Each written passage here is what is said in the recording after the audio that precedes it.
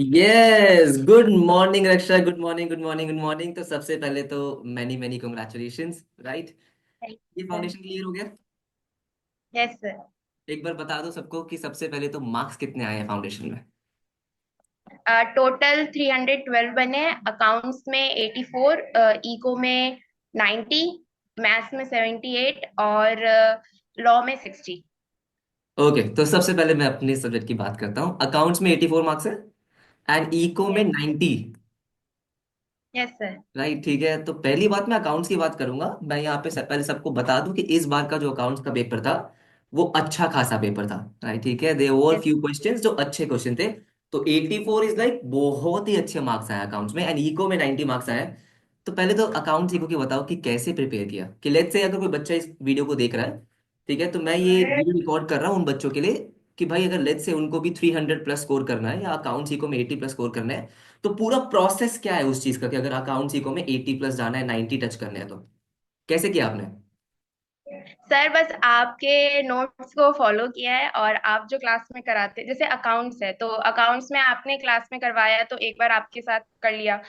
फिर उसके बाद एक बार खुद से रिवीजन कर लिया, नेक्स्ट क्लास से पहले खुद से बना हम्म। लिया। और ऐसे कर करके सारे क्वेश्चंस करते थे। फिर जब पूरा चैप्टर खत्म हो जाता था तो एक और बार पूरे चैप्टर को, कोई सैटरडे या संडे होता था तो पूरा बना लेते। फिर जब परफेक्ट। आप टेस्ट अपलोड करते थे तो एक और बार तब रिवीजन करके फिर वो टेस्ट देते थे।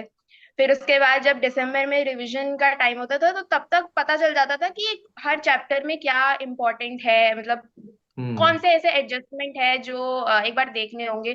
तो वैसे मार्क कर लेते थे। तो जो दिसंबर का टाइम था तो उसमें सिर्फ उसी क्वेश्चन को किया।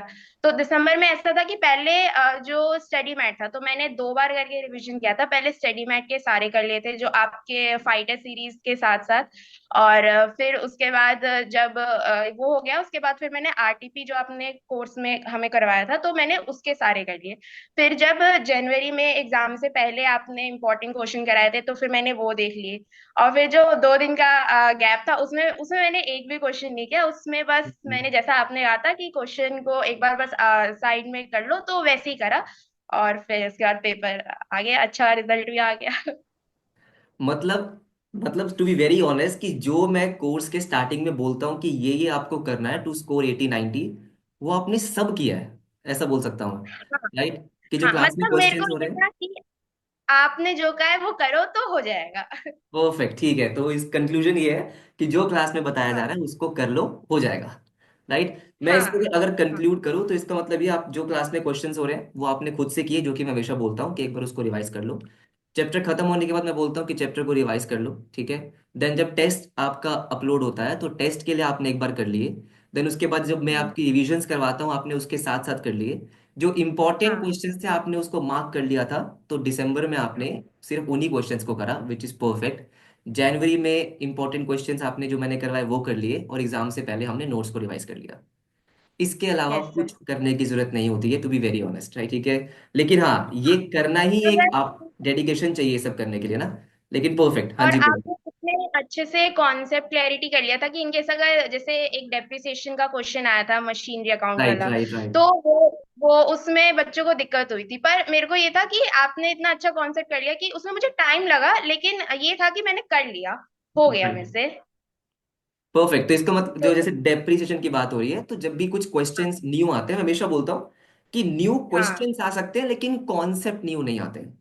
जो हाँ। हाँ। कॉन्सेप्ट अगर हाँ। आप 100% कवर करके जा रहे हो तो उसी में से ही क्वेश्चंस बनेंगे, तो कॉन्सेप्ट पे फोकस करना है। परफेक्ट, मजा आ गया सुन के, ठीक है। अगर इको की बात करें तो इको का अगर आप बताओ तो 90 मार्क्स आए इको में।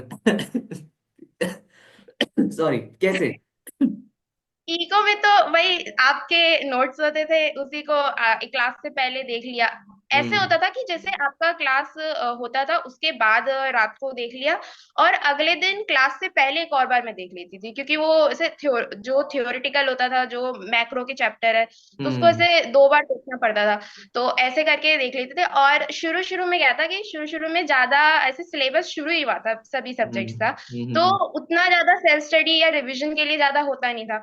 तो आपके जो टेस्ट होते थे वो मैंने एक बार दे देती थी। तो कोई संडे आता था तो मैं सोचती थी कि टाइम क्यों वेस्ट करूँ, तो मैं एक और बार रिवाइज करके दोबारा वही टेस्ट दे देती थी। तो अगर आप देखोगे तो स्टार्टिंग के जो जैसे डिमांड सप्लाई माइक्रो के जो चैप्टर है उनके टेस्ट मैंने से 2-3 बार दिए हैं। तो मतलब मुझे क्वेश्चन ही याद हो गया कि अगर कोई न्यूमेरिकल भी है तो यही इसका आंसर है, सॉल्व भी करने की जरूरत नहीं। ओके और परफेक्ट। पेपर, आपने हमेशा कहा है कि इको का पेपर कभी हार्ड आता नहीं है, तो आया भी नहीं, वैसे ही आया जैसा आपने कहा था और हो गया। मतलब अगर इको की बात करें तो इको का सिलेबस काफी बड़ा हो गया, लेकिन उसका पेपर मुश्किल नहीं आता अगर आपने प्रॉपर ढंग से कॉन्सेप्ट्स वगैरह पढ़ रखे हैं। नोट्स की अगर मैं बात करूं तो क्या जो क्लास में हमने नोट्स बनाए थे उसके अलावा कुछ स्टडी मैट वगैरह आपको पढ़ने की जरूरत पड़ी, क्योंकि बहुत सारे बच्चों को लगता है। मैंने स्टडी मैट्स को जिस बॉक्स में आया था उसी बॉक्स में बंद करके रख दिया है। मैंने उसको शुरू शुरू में मैंने सोचा कि अभी टाइम है तो पढ़ लेती हूँ। फिर जब मैंने डिमांड चैप्टर के पढ़े तो उसके बाद हम्म। लगा कि सर ने तो इससे ज्यादा ही करा दिया है, इस बुक में तो फिर भी कुछ नहीं है। तो मैंने फिर उसको बंद करके रख दिया, फिर मैंने वो पढ़ना ही छोड़ दिया। और फिर मैंने आप ही के पढ़ मैक्रो के जो आपके नोट्स थे, तो स्टडी मैट पढ़ने से अच्छा आपके, मैंने अपने दोस्तों को भी आप ही के जितने भी उन्होंने वो ऑफलाइन कोर्सेज उन्होंने लिए थे, हम्म। तो उनको मैंने आप ही के सारे यूट्यूब वीडियो भी रिकमेंड करे, सारे जो भी आपके फ्री मिलते थे मैंने उनको ही बोला, और उनका भी परफेक्ट। अच्छा गया। ओके, तो एक क्वेश्चन और कि आपने जो कोर्स था हमारा विच इज Jan 25 वाला, कब एनरोल किया था? मैंने जून जैसे 3 जून से आपकी क्लासेस स्टार्ट हुई थी, तो राइट। मैंने 2 जून को एनरोल किया था। हाँ और हाँ हाँ। 3 जून से मैं फर्स्ट डे से ही मैंने क्लासेस स्टार्ट कर दी थे। मतलब ये है कि स्टार्टिंग से, क्योंकि हमने कोर्स पहले से ही ज्वाइन कर लिया था तो हमारे पास टाइम था, राइट, हमने प्रॉपरली क्लासेस देखने का हमारे पास टाइम था। परफेक्ट, बहुत ही बढ़िया। अब मैथ्स और उसकी बात करें लॉ की, तो मैथ्स और लॉ में कितने मार्क्स हैं? लॉ में मेरे 60 है और मैथ्स में 78। Perfect, right, maths and law में भी बहुत अच्छे स्कोर किया है। क्योंकि थोड़ा लॉ में, अगर लॉ में 60 आ रहे हैं तो ठीक है, मतलब क्योंकि उसको स्कोरिंग करना काफी लॉ में होता है। लॉ में ये था कि लॉ में मैंने लास्ट में ही मैंने मतलब लॉ को ज्यादा राइटिंग प्रैक्टिस शुरू में मैं ज्यादा हम्म। उतना मैंने किया नहीं था, तो मैंने लास्ट टाइम में ही जो एफर्ट डाले, क्योंकि लास्ट टाइम तक आते आते मेरा अकाउंट सीखो मतलब मुझे बहुत कॉन्फिडेंस आ चुका था। तो मैंने सोचा था कि लॉ को ही अभी करना है, क्योंकि आपने हमेशा कहा है कि अकाउंट सीखो में बच्चे कर लेते हैं, लॉ ही राइट। है जो उनको फिर फंसा दिक्कत सकता है। करते तो हैं। उस पे हमेशा आप बीच बीच में अपना आप बताते भी रहते थे कि लॉग वगैरह मैथ्स को भी देखते रहना। तो हम्म। उसके बाद फिर मैं सोचती थी कि नहीं मेरे को करना चाहिए, तो फिर मैंने लॉ वगैरह को भी किया। और इसीलिए उसके फिर आ गए। उसमें ये था कि मैंने क्वेश्चन 93 अटेम्प्ट किया था। 7 नंबर के मेरे छूट गए थे, आते थे हम्म। पर क्योंकि स्पीड मेरी उतनी अच्छी हो नहीं पाई थी तो छूट गए थे, तो उस हिसाब से फिर मेरे 60 आए थे। परफेक्ट। मैथ्स में ये था कि मेरे पास मैथ्स थी 12th में। ओके। तो मुझे मैथ्स का तो प्रॉब्लम आया नहीं। तो मैंने अटेम्प्ट 84 के आसपास किए थे मैथ्स में, क्योंकि मैं नेगेटिव लेके नहीं चलना चाहती थी। तो उस हम्म। हिसाब से मुझे लगता है कि जितना मैंने किया था उस हिसाब से अच्छे आए हैं, अच्छे मार्क्स ठीक है, है। परफेक्ट। घर में सब बढ़िया, पार्टी वार्टी का माहौल है? हाँ। राइट, तो अब इंटरमीडिएट की तैयारी शुरू कर दी है, अभी करनी बाकी है? नेक्स्ट वीक से शुरू हो जाएंगे, क्योंकि बैचेस वगैरह नेक्स्ट राइट। वीक से मैं ठीक है। मतलब डेमो लेक्चर्स वगैरह मैं देख के। Perfect perfect perfect. I am sure intermediate में भी ऐसे ही मेहनत करेंगे।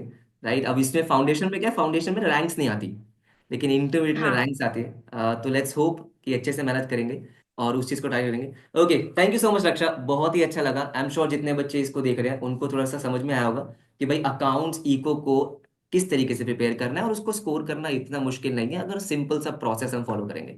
Right, okay, many many congratulation and thank you so much, all the best wishes for inter. आपको कहीं भी प्रॉब्लम आए इंटर वगैरह में, आपके पास नंबर है, आप आराम से मैसेज कर सकते हैं, ठीक है? Okay. Thank you sir. Okay, bye bye, thank you.